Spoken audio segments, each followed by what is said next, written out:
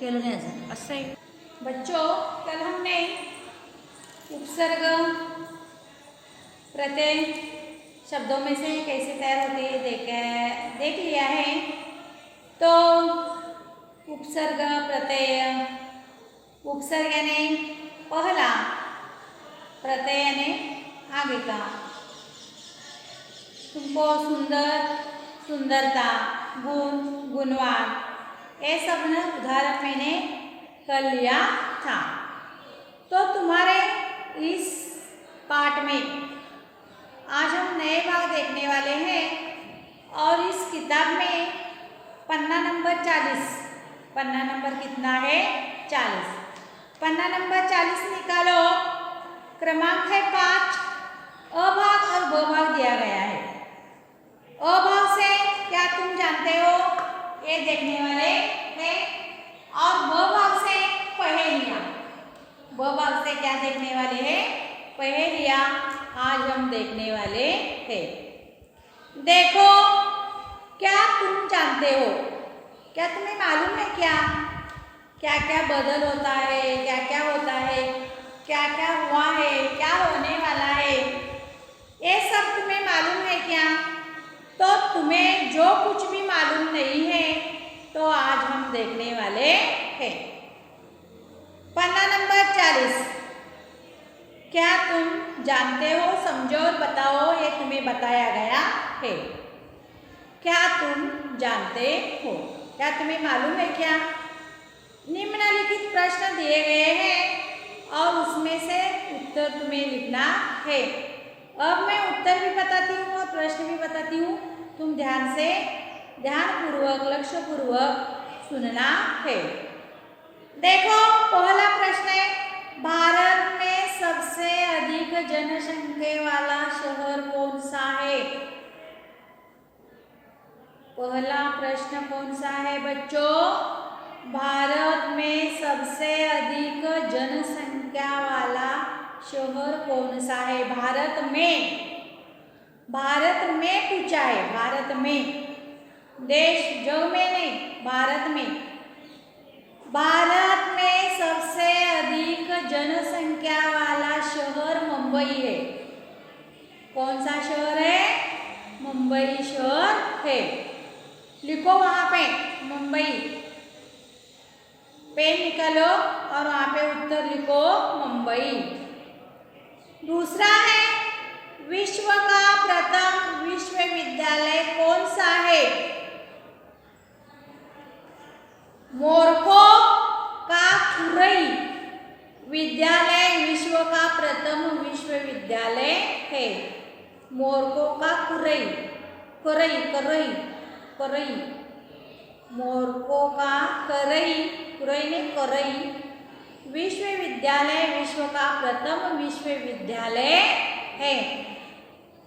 तीसरा, अंतर्राष्ट्रीय महिला दिवस कब मनाया जाता है? अंतर्राष्ट्रीय महिला दिन कब मनाया जाता है तुम्हें मालूम होना चाहिए। अंतर्राष्ट्रीय महिला दिवस 8 मार्च को मनाया जाता है। कब मनाया जाता है बच्चों? 8 मार्च। चौथा प्रश्न है, विश्व के सबसे बड़ा जू कौन सा है? विश्व का सबसे बड़ा जू ब्लू व्हेल, ब्लू व्हेल ये सबसे बड़ा जीव है। किस ग्रह को भोर का तारा कहते हैं? किस ग्रह को भोर का तारा कहते हैं? शुक्र ग्रह को भोर का तारा कहते हैं। शुक्र ग्रह को भोर का तारा कहते हैं। भारत का राष्ट्रीय मानक संयम किस शहर में माना जाता है? भारत का राष्ट्रीय मानक संयम किस समय, भारत का राष्ट्रीय मानक समय किस शहर में माना जाता है? भारत का राष्ट्रीय प्रदेश के मिर्जापुर शहर में माना जाता है। भूभाग की दृष्टि से भारत के सबसे बड़ा और सबसे छोटा राज्य कौन सा है? भूभाग के दृष्टि से भारत का सबसे बड़ा राज्य राजस्थान है और सबसे बड़ा छोटा राज्य गोवा है। सबसे बड़ा राज्य कौन सा है? कौन सा है? राजस्थान। और सबसे छोटा राज्य कौन सा है? गोवा। भारत का संविधान बनाने में कितना समय लगा? भारत में जो संविधान बना हुआ है, इस संविधान बनाने में कितना समय लगा है? भारत में 29 राज्य, भारत का संविधान बनाने में 3 वर्ष का समय लगा है। भारत का संविधान बनाने में 3 वर्ष का समय लगा है। 3 वर्ष संविधान मालूम है ना? संविधान जो आप प्रार्थना के वक्त गाते हो संविधान, वो 3 वर्ष तैयार करने के लिए लगा है।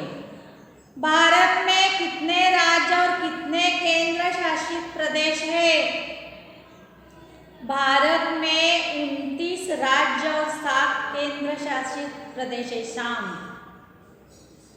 भारत में 29 राज्य और 7 केंद्र शासित प्रदेश है।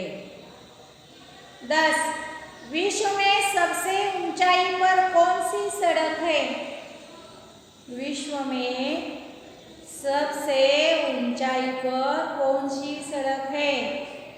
विश्व में सबसे ऊंचाई पर लोहे के उत्तर में खारदुंगला नाम के सड़क है। खारदुंगला नाम देखो, ये सड़क है। मालूम हो गए बच्चों? क्या तुम जानते हो? तो तुम्हें ये भी जानना है, ये भी मालूम होना है कि हमारे राष्ट्रपति और प्रधानमंत्री जी भी कौन कौन हो गए। पहला है डॉक्टर राजेंद्र प्रसाद। राष्ट्रपति के नाम मैं बताती हूँ। पहले है doctor Rajendra Prasad, doctor Sarvepalli Radhakrishnan, doctor Sarvepalli Radhakrishnan, doctor Zakir Hussain, doctor Zakir Hussain, Varahagiri Venkatagiri, Fakhruddin Ali सेया, नीलम संजू रेड्डी, ज्ञानी जैल सिंह, रामस्वामी वेंकटरमन, रामस्वामी वेंकटरमन, ये सब राष्ट्रपति है। शंकर दयाल शर्मा, राष्ट्रपति आगे के कौन है? शंकर दयाल शर्मा। आगे के राष्ट्रपति है के.आर. नारायणन। आगे के राष्ट्रपति है doctor APJ. Abdul Kalam, doctor APJ. Abdul Kalam. और आगे के राष्ट्रपति है प्रतिभा पाटिल, और आगे के हैं प्रणब मुखर्जी। ये हुए राष्ट्रपति। अब हम प्रधानमंत्री को भी देखेंगे। क्या तुम जानते हो प्रधानमंत्री कौन कौन हो गए? पंडित जवाहरलाल नेहरू प्रधानमंत्री, लाल बहादुर शास्त्री प्रधानमंत्री, श्रीमती इंदिरा गांधी प्रधानमंत्री, मोरारजी देसाई प्रधानमंत्री, चौधरी चरण सिंह,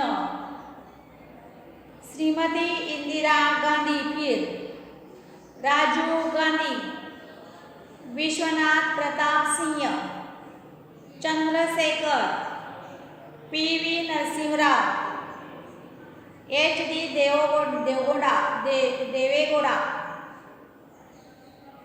देवेगौड़ा इंद्र कुमार गुजराल, अटल बिहारी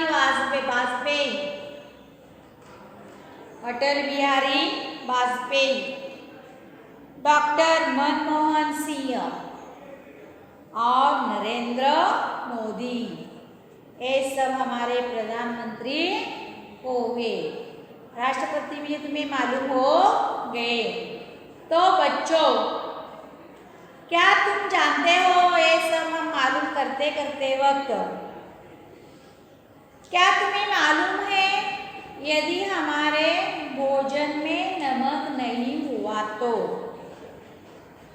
कारण नमक मानव जीवन को अत्यंत आवश्यक है। नमक हमारे शरीर में पानी की मात्रा बनाए रखने के लिए सहायता करता है। नमक रक्त के प्रवाह को कैल्शियम तथा अन्य खनिजों की रोकता है, पाचन में मदद करता है, हमारे खून में शर्करा की नियंत्रित करता है, खाने में नमक की उचित मात्रा से अच्छी नींद आती है, यह शरीर के भार को भी नियंत्रित करता है, ये शरीर को गर्मियां बनाता है, नमक खाने से स्वाद बढ़ता है, भोजन की प्रति का इच्छा प्राप्त होता है। यदि भोजन से नमक गायब हो जाए तो हमारा शरीर अनेक प्रकार की बीमारियों से घर बना जाएगा। मालूम है तुमको? यदि हमारे जीवन में नमक नहीं हो तो ये भी मालूम होना चाहिए। यदि हमारे जीवन में प्राणी नहीं हुए तो क्या तुम जानते हो? यदि प्राणी नहीं होते तो सौर मंडल के सबसे सुंदर ग्रह पृथ्वी मंगल ग्रह तथा चंद्रमा के समान होती। इस पृथ्वी तलाव में प्राणी न होते तो मंगल ग्रह तथा चंद्रमा के समान हमारी पृथ्वी होती, जहाँ जीवन संभव नहीं है, न हरे भरे वन होते, न मन को मोहने वाले बाग बगीचे होते। पेड़ पौधे के जीवन के लिए भी जीव जंतुओं का हानि आवश्यक है। जीव जंतुओं के कारण ही मानव सभ्यता का विकास हो सकता है। यदि प्राणी नहीं हो तो पृथ्वी पर जीवन चक्र समाप्त हो जाएगा। क्या तुम जानते हो? यदि पृथ्वी पर प्राणी नहीं हुए तो जीवन चक्र हमारा क्या हो जाएगा बच्चों? समाप्त हो जाएंगे। सभी जीव जंतु अपने जीवन के लिए एक दूसरे पर आश्रित है। अंत यदि प्राणी न हो तो यह सृष्टि, यह सभ्यता संभव ही नहीं होगा। क्या तुम्हें मालूम है बच्चों? प्राणी नहीं हो तो क्या हो जाएगा? अभी ये भी तुम्हें मालूम होना चाहिए, हिमालय में पिघलता हुआ बर्फ बंद हो जाए तो क्या हो जाएगा? क्या तुम जानते हो?